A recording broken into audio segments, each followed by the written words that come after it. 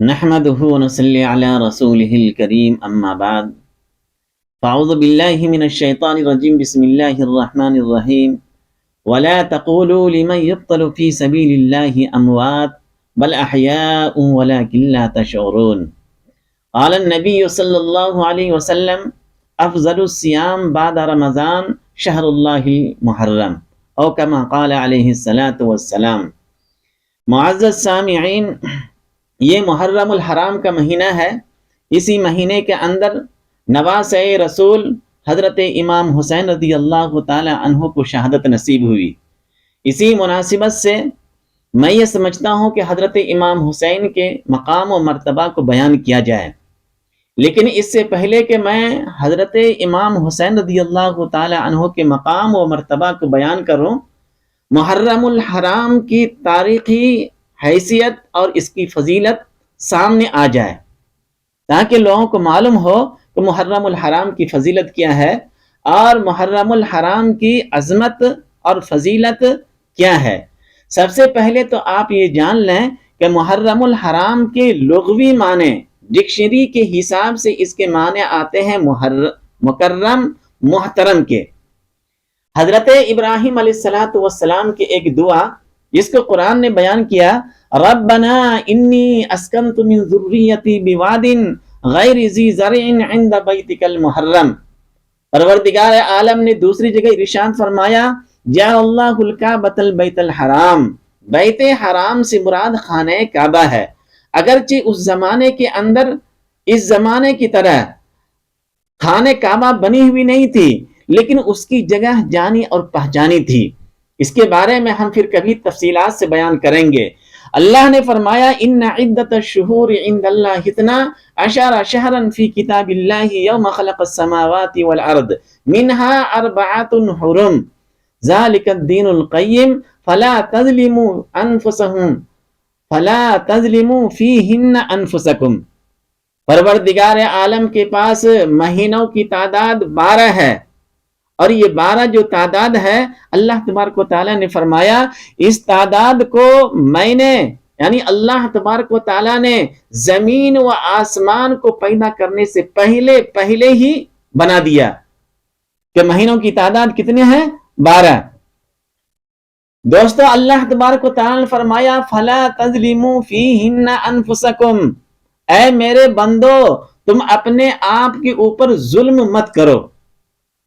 میرے دوستو، زمانہ جاہلیت کے اندر بھی، یعنی سرکار دو عالم صلی اللہ علیہ وسلم کے آنے سے پہلے بھی ان لوگوں کے درمیان یہ مہینہ بہت ہی بابرکت اور عظمت والا تھا۔ اور اشہر حرم وہ 4 جو مہینہ ہے جو بابرکت ہے اور عظمت والی ہے، وہ ایک ہے محرم الحرام، دوسرا ہے رجب، اور تیسرا ہے ذی قعدہ اور ذی الحجہ۔ یہ 4 مہینے کا احترام زمانی جاہلیت کے لوگ اسی طرح کیا کرتے تھے کہ اس زمانے میں جنگ کرنا اور قتال کرنا، لڑائی جھگڑا کرنا زمانی جاہلیت میں بھی لوگ نہیں کیا کرتے تھے، لیکن ظہور اسلام کے بعد، سرکار دو عالم صلی اللہ علیہ وسلم کے مبعوث ہونے کے بعد اس کی عظمت اور زیادہ بڑھ گئی۔ چنانچہ اس کے بارے میں کئی احادیث ہیں۔ سرکار دو عالم صلی اللہ علیہ وسلم نے ارشاد فرمایا، مسلم شریف کے اندر حدیث موجود ہے کہ اللہ تبارک و تعالیٰ نے محرم الحرام کے مہینے کو اپنا مہینہ قرار دیا اور فرمایا کہ افضل الصیام بعد رمضان، رمضان مبارک کی جو روزے ہیں ان کے علاوہ اگر کوئی روزہ رکھنا چاہتا ہے تو سب سے بہتر روزہ محرم الحرام کے روزے ہیں۔ غنیت الطالبین کے اندر سیدنا شیخ عبد القادر جیلانی رحمۃ اللہ علیہ یہ فرماتے ہیں کہ اگر کوئی شخص ایام محرم کے اندر روزہ رکھے تو ایک دن کا روزہ ایسا ہے گویا کہ انہوں نے 1 مہینہ 30 دن کا روزہ مکمل کیا ہے۔ یہ کون کہہ رہے ہیں؟ سیدنا شیخ عبد القادر جیلانی رحمۃ اللہ علیہ کی مشہور کتاب غنیت الطالبین ہے، وہاں پہ آپ دیکھ سکتے ہیں۔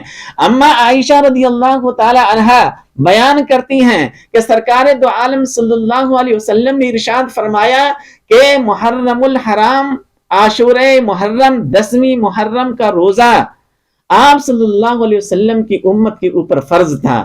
جب اللہ تبارک و تعالیٰ نے رمضان المبارک کے مہینے کے روزہ کو فرض کیا تو اس کے بعد اللہ تبارک و تعالیٰ نے فرمایا، اللہ کے رسول صلی اللہ علیہ وسلم نے فرمایا، اب جو چاہے عاشورہ محرم کا روزہ رکھے اور جو چاہے نہ رکھے۔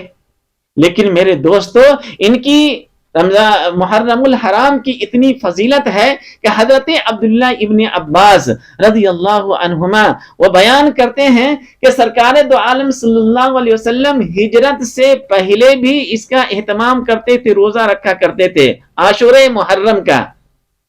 جب سرکار دو عالم صلی اللہ علیہ وسلم ہجرت کر کے مکہ المکرمہ سے مدینہ منورہ تشریف لائے تو وہاں پہ بھی روزہ رکھ رہے ہیں، صحابہ کو بھی حکم دے رہے ہیں، لیکن وہاں پہ کسی نے آ کر کے بتایا، اے اللہ کے رسول صلی اللہ علیہ وسلم، عاشورہ محرم 10 محرم کا روزہ یہود و نصارہ بھی رکھتے ہیں۔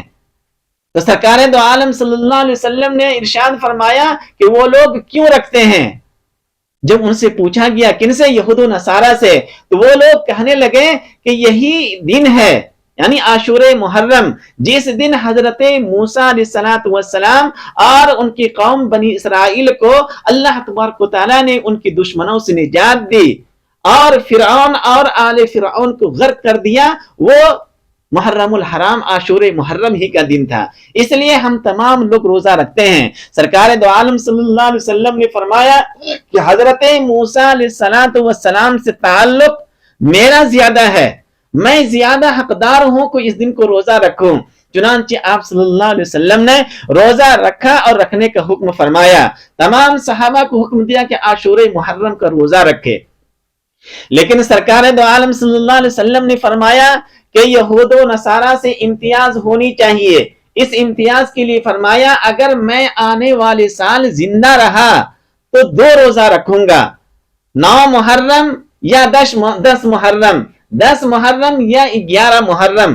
یہ کون کہہ رہے ہیں؟ آپ صلی اللہ علیہ وسلم کہہ رہے ہیں۔ اور فرمایا، من تشبہ بقوم فہو منہم، اگر کوئی قوم کسی قوم کا مشابہ اختیار کرے تو اس کا حشر کل قیامت کے دن اسی کے ساتھ ہوگا۔ اس سے امتیاز رکھنے کے لیے آپ صلی اللہ علیہ وسلم نے ارشاد فرمایا کہ 2 روزہ رکھیں، 9 محرم یا 10 محرم، 10 محرم یا 11 محرم۔ میرے محترم دوستو، محرم الحرام کی بہت ساری فضیلت ہے۔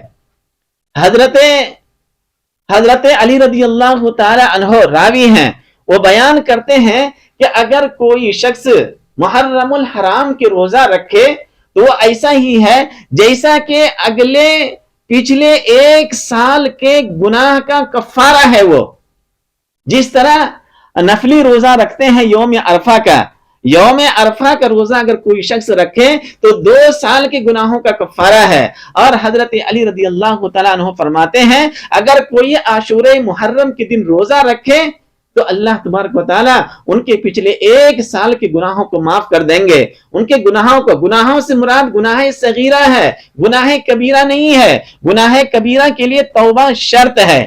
میرے محترم دوستو، حضرت عبداللہ ابن مسعود رضی اللہ تعالی عنہ مشہور صحابی ہیں، وہ بیان کرتے ہیں کہ عاشورہ محرم کے دن لوگوں کو چاہیے کہ اپنے اہل و عیال کے اوپر رزق میں تنگی نہ کرے بلکہ وسعت کرے، دسترخوان کو وسیع کرے۔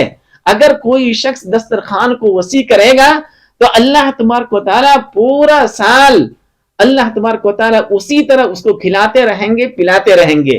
اس وجہ سے ہم لوگوں کو چاہیے کہ عاشورہ محرم کے دن اپنی دسترخوان کو وسیع تر کریں۔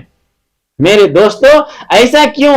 یہ اس وجہ سے کہ اس مہینے کو اللہ تبارک و تعالیٰ نے فرمایا یہ میرا مہینہ ہے، اور سرکار دو عالم صلی اللہ علیہ وسلم نے فرمایا کہ اس مہینے میں ایک قوم کی توبہ قبول ہوئی ہے، دوسری قوم کی توبہ قبول ہوگی۔ اس وجہ سے عاشورہ محرم کے دن تم لوگ توبۃ نصوحا، توبہ کی تجدید کرو اور اللہ تبارک و تعالیٰ سے قبولیت کا طلبگار بنو کہ اللہ تبارک و تعالیٰ میری توبہ کو قبول کریں گے۔ خوب توبہ استغفار کرو۔ کس دن؟ عاشورہ محرم کے دن۔